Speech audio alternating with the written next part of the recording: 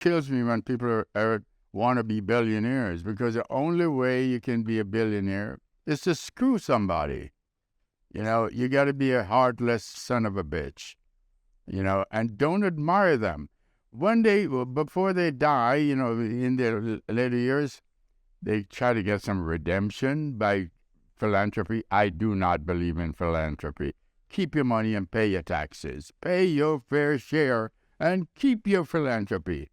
The government is supposed to take care of the people with that money. You deserve the best library. You deserve the best. It's your money, and they have their name on it. The nerve of these people that this is redemption money, gifts. It's not a gift. It's saying instead of doing the right thing, it's a pittance of what they really owe you. And everybody gets reparations for some past stuff because they have some source of power to, but you say reparations in America, and white people go nuts. They want you to forget it, move on, because they're guilty. They know what they did. And I am not forgetting it. I am not letting them forget. And I want my money. And I will always ask them for it. And I'll always let them feel that they stole from me.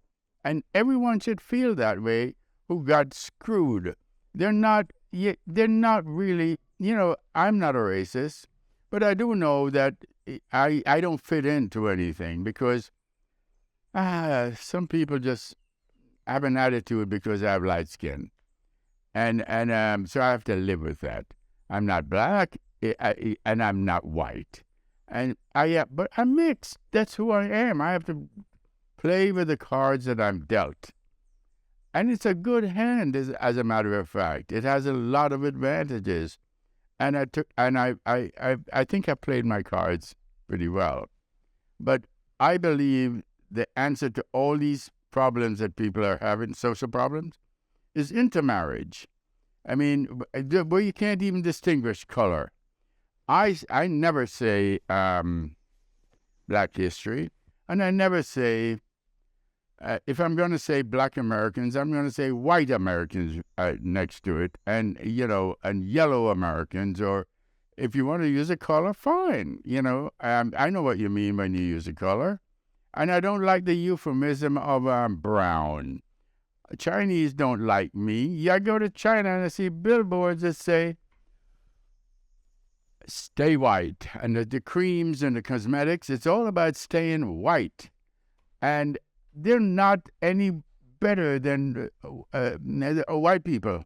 They're, so don't, for them to couple me with brown, I feel offended. I'm not brown. Indians, what the heck? You know very well how racist Indians are.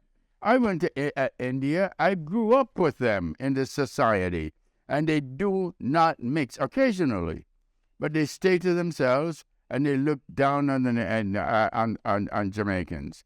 And when they get rich, they go back, and suck the money out, and nobody calls it. You know what? I was out in a resort here, and there was an East Indian managing the place, and he's an intelligent guy. Well, and the workers he would show up, and they would just have an attitude before they get to know him.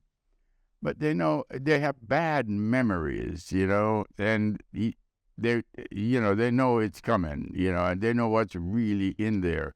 So they smile and put up with it, but they really don't like him. But he's not a bad guy, but he triggers a memory of, Indians. They have, and this thing about, I came to Jamaica and I remember I wanted some jerk pork.